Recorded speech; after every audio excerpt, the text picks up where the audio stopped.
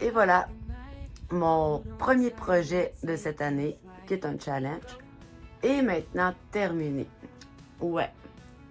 Alors, j'avais dit que le prochain, j'allais faire du step by step pour ceux qui débutent dans la sculpture sur bois ou encore la pyrogravure, mais là, c'est pas le sujet aujourd'hui. Alors, celui-ci étant terminé, j'en suis pas mal fière.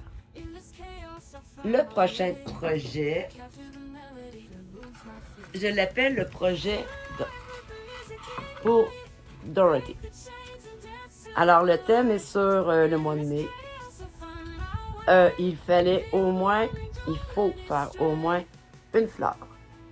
Alors, j'ai choisi mon modèle qui se trouve en fait être simplement une page de coloriage.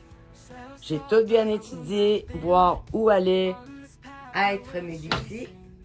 Ah, en passant, on est dehors, il fait tellement beau aujourd'hui. Donc, si tu entends les oiseaux, c'est pour ça. Alors, ce qu'il fallait comme matériel, évidemment, l'imprimante pour l'imprimer,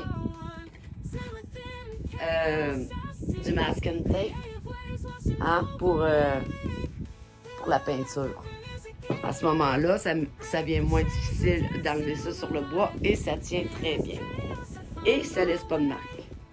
Ensuite de ça, évidemment, un crayon.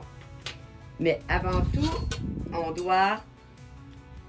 là, je me suis référée ici parce que ma planche n'est pas droite. J'ai pas de difficulté. Moi, j'ai vraiment l'œil dans le compas. Mes mesures sont le 3/4 du temps au millimètre près. Mais bon. Alors, il faut mettre des cartes comme il faut sur notre planche de bois. Mesurer de chaque côté pour voir si tout est bien égal. Ensuite, papier carbone. OK, je sais.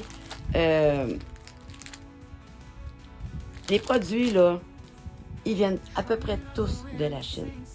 Moi, là, j'ai pas de souci à me procurer un paquet de 100 feuilles pour 4 ou 5 $. Bon, c'est mon opinion. Je respecte celle des autres aussi, mais voilà. Mais avant tout, la chose primordiale, c'est vraiment de choisir son morceau de bois. OK? Là, tu vois ici, moi, ce que j'ai, c'est ce qu'on appelle au Québec, puis en anglais, du log cabin. C'est du bois, en fait, qui va être embouffé pour imiter les maisons en bois rond. Donc, on va recouvrir les cabanons, les chalets, les maisons de ce bois-là. C'est du pin blanc. Donc, c'est un bois qui est très, très tendre. Donc, après avoir choisi et mon modèle et mon morceau de bois, ou vice-versa, j'ai tracé au graphite, mais légèrement. Pourquoi? Parce que le pain blanc, juste à passer la mine, là, tu vois, j'ai utilisé une mine de crayon ronde et non pointue. Parce que ça pénètre un petit rien, une petite graphine, là, ça va marquer le bois. Donc, et le graphite, c'est difficile à effacer. Je sais, au fur et à mesure, c'est sûr qu'au départ, on trace nos lignes, c'est correct. On sait qu'on va passer dessus soit avec le Dremel ou avec les couteaux à bois ou les ciseaux à bois pour venir sécuriser notre sujet, notre projet plutôt. Mais bon, moi, je ne vais pas fort. Et une chose qui est très utile en passant, c'est d'être capable de redessiner notre projet. Parce qu'au fur et à mesure, évidemment, on va perdre les lignes. Donc, on garde tout le temps ça près de nous. Là, pour l'instant, je l'ai gardé fixé là. Parce que si j'ai oublié des détails, j'ai enlevé le graphite, oui, mais je garde quand même la feuille fixée sur le bois. Quand je m'en suis assurée, alors à ce moment-là, là, je vais l'enlever et je vais la garder à côté de moi pour continuer à suivre le modèle. Donc, je disais, oui, c'est très difficile d'effacer le graphite. Moi, j'ai fait une petite découverte, j'en ai parlé il n'y a pas longtemps, de l'efface 4 Whooplie en un vanish. Qu'est-ce qu'elle a de spécial en dehors de différent plutôt avec l'efface commune? C'est qu'elle efface le fusain, oui, les crayons à mine et le graphite aussi. À condition, encore une fois, que tu n'aies pas pesé trop fort. Si ton bois est moindrement mou, alors là, tu as fait une rainure avec le graphite dedans. C'est plus difficile un petit peu. Évidemment, c'est logique de creuser. Et j'ai découvert que cette efface-là, elle efface aussi les crayons aquarelles assez facilement. Si jamais tu as utilisé de l'eau avec ton crayon aquarelle, ce qui est en principe à 80%, 90%, c'est ce qu'on va faire.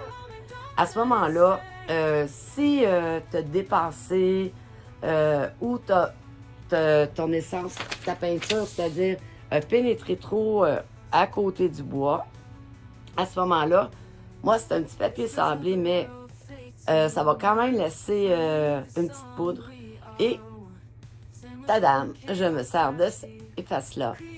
Soit dit en passant, qui est 10 chez Amazon, 10 canadiens. Et tout s'enlève. Donc, elle n'est vraiment pas dispendieuse. Elle dure très longtemps et elle ne fait pas de charpie. Oui, elle ne fait pas de charpie. Tout roule en un seul morceau. Moi, j'ai trouvé ça vraiment génial. Donc, et si tu as regardé mon truc, comment délimiter les fins détails avec la pyrogravure. Et évidemment, je vais aussi l'utiliser ici pour éviter d'aller couper ou par inadvertance, par accident, chipper une des petites pointes. Alors, c'est ça. Voilà, c'est le début de mon projet DOT que j'entame sous peu parce que je suis en train d'en terminer un autre. Mais on va se revoir pour la suite, sans faute. Et si ça te tente, embarque donc. Essaie-toi une planche usagée, un petit morceau de bois que tu trouves là. C'est le meilleur bois, c'est celui qui est gratuit. Et t'essaies. Tu y vas doucement, comme j'ai expliqué dans mon vidéo sur les erreurs. Si ça fait pas, mais persévère pareil encore un peu parce qu'il y a souvent moyen de rattraper. Le but, c'est d'y aller doucement.